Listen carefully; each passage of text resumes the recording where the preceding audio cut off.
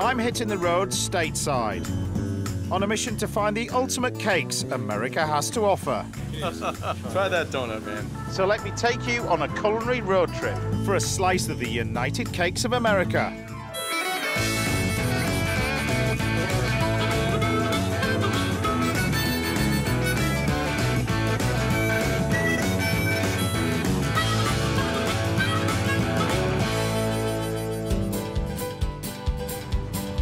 Today I'm in Connecticut, being taught the secrets to the all-American classic, the chocolate chip cookie. Baking is a science. That's what you're here to learn. I also get a taste of America's multicultural heritage as I tuck into a traditional Jewish honey cake. L'chaim, to life. Sounds good to me. Then back in the kitchen, I'll be making my chocolate chip Italian beauty, the biscotti, as well as showing you how to make a simple spiced oatmeal and treacle cake with poached pears. With the black treacle, you're going to get the colour. This is going to make it last longer. It's going to make it more moist, a bit like the honey cake. My journey up the East Coast has brought me to Connecticut, one of the smallest states in America, but also one of the most densely populated. Connecticut is the gateway to New England, a region famed for its natural beauty and home to the earliest English settlements in America back in the 1620s. With the bright lights of New York behind me, it's good to be in the open country. And just like those early settlers, I can't help but be reminded of home. This is similar to where I lived back in the UK. And I just like the green bit. I've always thought about getting a house over here. A house for sale there. Mind you, I could always get an RV. The size of these caravans. I've never really been into camping, to be honest. I did camping at Scouts, and I hated it then. Mind you, I did fail a cookery exam in my Scouts. But I'm here to find out about New England's greatest contribution to baking, the chocolate chip cookie. It was Ruth Wakefield of the Toll House Inn in Massachusetts that came up with a brilliant idea of adding chocolate to her butter cookies in 1937, and her recipe caught on. Today, America tucks into almost 7 billion chocolate chip cookies every year. I've been invited to Sweet Maria's, a bakery in Waterbury, Connecticut, who have been making chocolate chip cookies for over 20 years. Maria, Hey, I found you. James, how are you? Hi there, good to see you. Good to see you too. Welcome to Sweet Maria's. Thank you very much. Tell us where you started with the bakery then. The bakery I started about 22 years ago. I always had a love of baking, Yeah. and I worked in a bakery and learned a few things there. I don't have any classical training, just kind of doing things for family and friends, and then friends of friends of friends. That's kind of how it happens here in Waterbury especially. People have a word of mouth, literally, something good, they talk about it. People love food around here. So we're in New England, Right in the the heart home of of it. the cookie. Yeah, right in Connecticut. And you're Yeah. going to teach me how to make some good ones. Yeah, we're going to do it. Let's Good get in the kitchen. The bakery sells all sorts of sweet treats, but one biscuit in particular catches my eye. You've got a lot of biscotti cookies. here. Yeah, well, I'm part Italian, so that's Yeah. where that comes in. Yeah, And are they popular around here? they are. We have a really ethnic population here in Waterbury, Right. especially. But it's not the biscotti I came to see. These are chocolate chip, but it's basically, you know, a really classic cookie. The legend has it that the chef at the Toll House Inn ran out of chocolate to put in her cookies. Right. So she broke up pieces of chocolate, hoping it would melt into the cookie and make the whole cookie chocolate. Right. But it didn't, and it was a huge phenomenon. But it's got to be the most eaten thing in America, surely. It's Next to hot dogs, probably. one of them, Yeah, though, isn't it, yeah, really? yeah. So can we get started? We could. We have a class. So you're just in time for a class. A class? A class called Cookie Mania here at Sweet What do you Maria's mean- that what do you mean a class? We do a class of how to make cookies. I'll show you how it's done, and you can Right. take a box of cookies home with you. So you could be my my somewhat expert tonight. Great, thanks.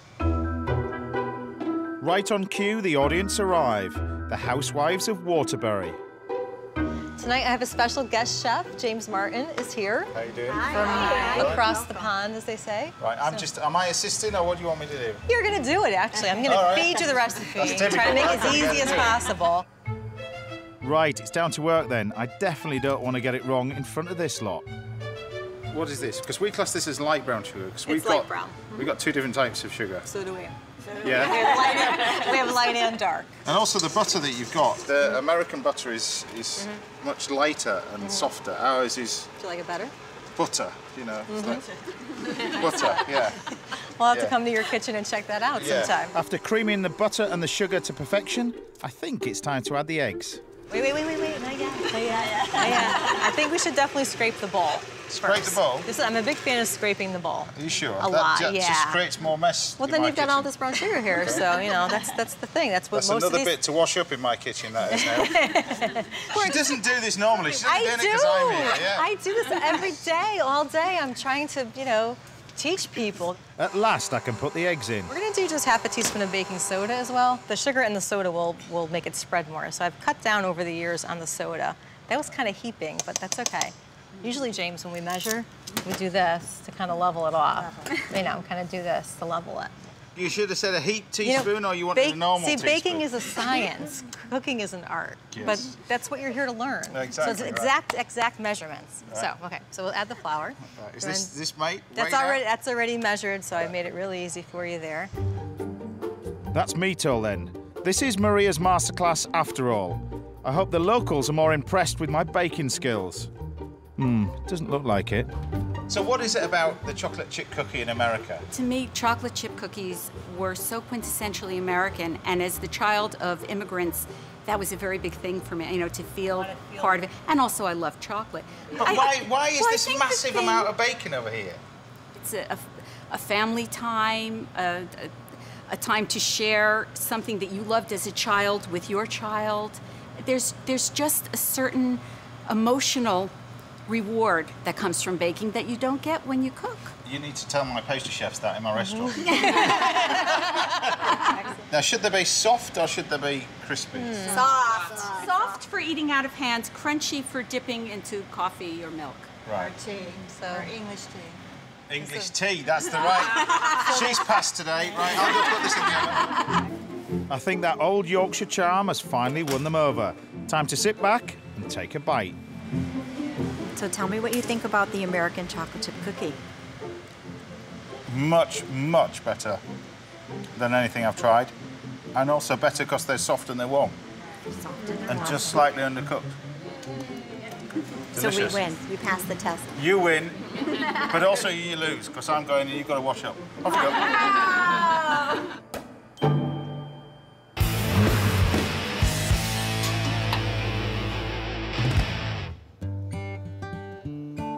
It's funny people look at baking as an exact science, where a lot of recipes were invented by mistakes, like the chocolate chip cookie. But this is a pure classic Italian recipe and can be found in a lot of bakeries across America. It's biscotti. Now, the word biscotti actually means twice baked, and it's the way that you cook it which forms the biscuit, in particular the crunch that you want for the biscotti biscuit. And it's a simple recipe. You just throw everything in together.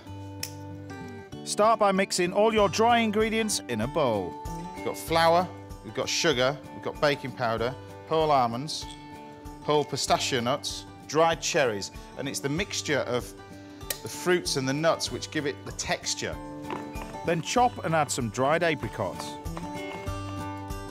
Then I'm going to add some chocolate chips. And then what we need to do is crack the eggs into a bowl.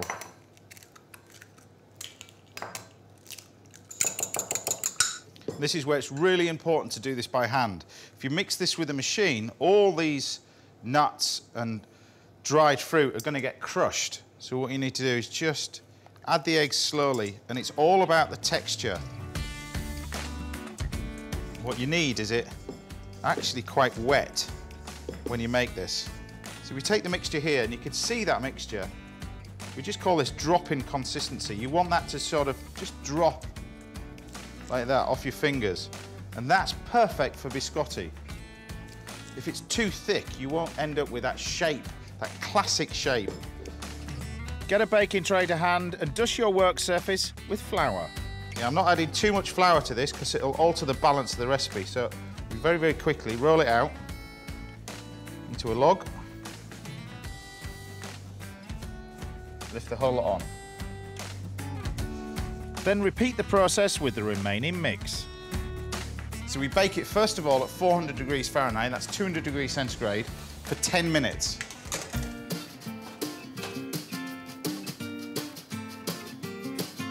Once they're baked, remove the biscotti from the oven and allow them to cool. Lower the oven temperature to 340 degrees Fahrenheit or 160 degrees centigrade, and then carefully slice your biscuits into the traditional biscotti shape. And I suppose this is the same discussion that people have had over biscotti, just like chocolate chip cookies. Are they supposed to be crisp? Are they supposed to be chewy in the middle? Me personally, I do like them a little bit firmer, but of course you get the chef's bit at the end. Ah, lovely. Once you've finished slicing them, place them back in the oven for 5 minutes.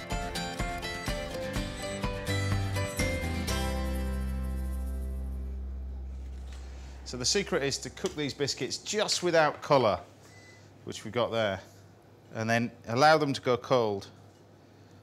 And what I found fascinating about Sweet Maria's, like many bakeries right across America, people have got a passion for one ingredient, like the chocolate chip cookie or the biscotti, and they've really made a business out of what is just a hobby. These nutty, chocolatey, double-baked biscuits are perfect for dunking into coffee, or especially my favourite iced cold drink, limoncello. And there we have it, my classic Italian biscotti with an American twist, the chocolate chip.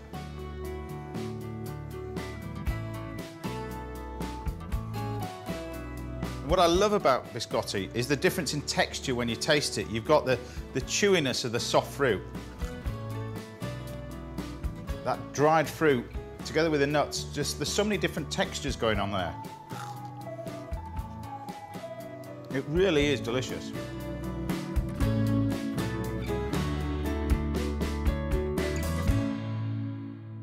I'm on a journey through the United States of America. I'd never been to Connecticut before. When I've been over here, I've never really come out of New York. When you venture out and you venture further north and you visit places like this, it's just different again.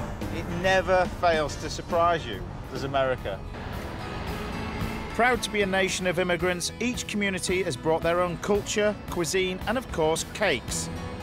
I'm heading to Hartford, the state capital of Connecticut, to touch base with the Jewish community. And it was over recent years, certainly the recent 100 years, where the Jewish community grew massively in America. The main hub of which is in New York. In fact, almost half of the world's Jewish population live in North America. I'm off to see Marla Cohen, who has published a cookbook celebrating Jewish recipes. I want to find out more about one of the most famous Jewish festival cakes, the honey cake. Marla. Hi, James. Hi there, good to see you. I found you. I'm glad you found us. It's a long way. Marla's family came to America in the 1920s during the main wave of Jewish immigration.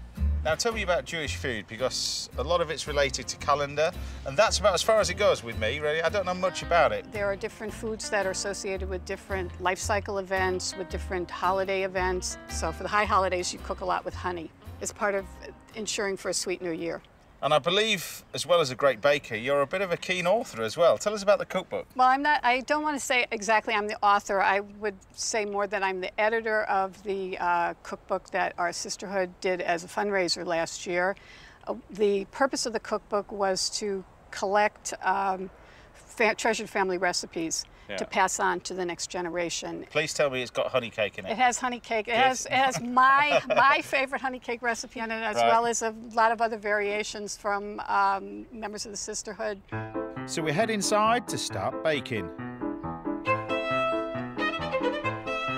Now, I know a little bit about Jewish cooking when it comes to sort of savoury, but not sweet. Is there any particular rules that you have to stick to? I'm making the honey cake that we call parv, which means we can eat it either with a meat or a milk meal. Yeah. So I'm not using any dairy ingredients whatsoever in this cake. And I have utensils that are strictly for cooking parv. Right. And also, that's why they're coloured. That's why they're coloured. Right. And if you have a kosher home like I do, you have a color for your dairy dishes, you have a color for your meat dishes. So we have blue for dairy and red for meat, and I have green for parve. We start with a basic mixture of eggs, sugar, oil, and of course the star ingredient, honey. The honey depends on, you know, whatever I have around. This is a combination of honey that I'm using. The darker the honey, the more intense honey flavor you're going to end up having in the honey cake. Now, is honey essential in sort of the Jewish calendar? Honey figures a lot in Jewish cuisines. For Rosh Hashanah and Yom Kippur, everything has honey in it. Yeah. Everything. Doesn't matter what ethnic group you came from, honey goes into it. This cake might have its roots in Eastern Europe, but Marla adds a few ingredients to give the batter an American twist. Orange juice and coffee. So this is instant coffee? This is instant coffee, regular, not decaffeinated. It has to be regular coffee. Finally, the cinnamon, ginger and flour to bring it all together. So I'm just going to finish doing this. I'm just adding my secret ingredient. The secret ingredient? My secret ingredient. And it doesn't have to be brandy. It can be any kind of alcohol you like. There's something special about this cake, and it's not just the booze. But I'm assuming because of the honey in there, it preserves it as well. It will preserve it, and it also, you really don't want to eat it the same day you bake it because the flavor will intensify the more that you let it sit. These cakes go in a low oven for about an hour, but fortunately Marla has got one ready to eat. We're joined by Marla's father, Mike, and her good friend, Sheila. Now, this is what good home baking is all about. You put a bit of sugar in there. But the honey's going to keep it nice and moist. Exactly, and it's going to keep it. And if I decide it's too dry, I just pour a little more of the secret ingredient on top of it and let it soak through. That secret ingredient that I've seen. Let it soak through. Yeah. So do you remember eating this as a boy? Yes, I do. Yeah. I don't remember a year that the holiday came around that I didn't have the honey cake. It's delicious. All I'm going to say is L'chaim. L'chaim. L'chaim. L'chaim. I learn something every day, you see. That means to life. To life. Sounds good to me, to life.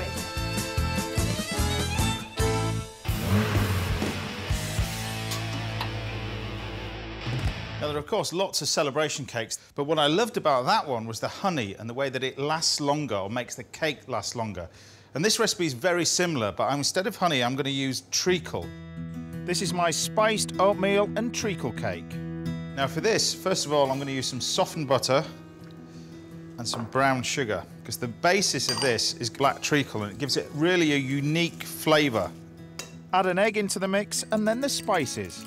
Firstly, I'm going to use some ginger and then nutmeg. Nutmeg's quite a strong spice, so we use almost about half as much. And then mixed spice or allspice. I love this in cakes. It's got a real depth of flavour, Christmassy pudding, Christmas cake.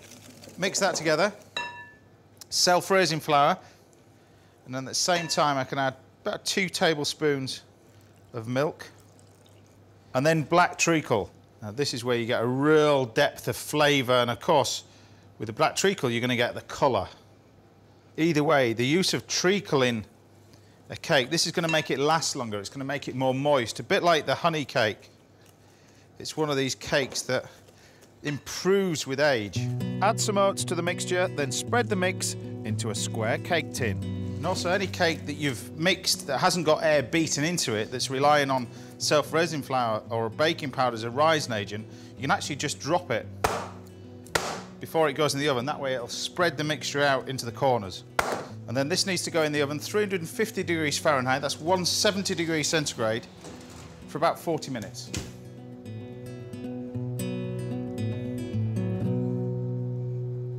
Now with this, I thought I'd do just some simple poached pears and a syrup. The main flavouring from golden syrup, and you need quite a bit.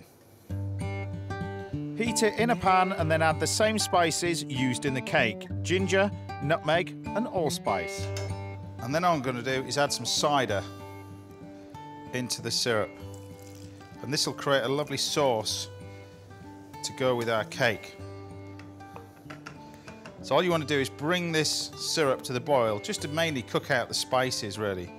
That's all we're doing. And at the same time, I can prepare our pears. Peel the pears, slice them in half and core them.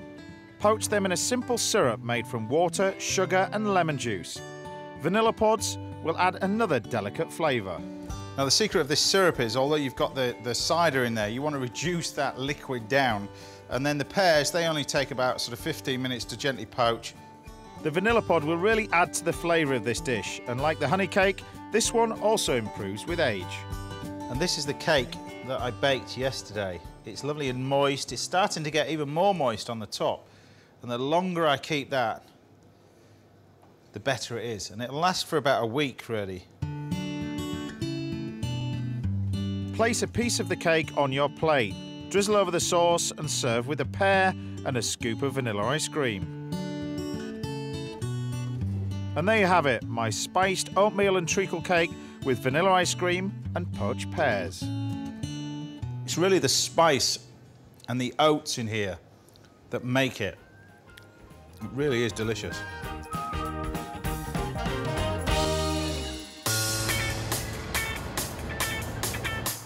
I feel today I've learnt so much, and honey cake is a prime example.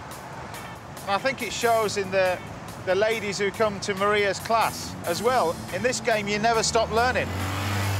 It's been a good day today.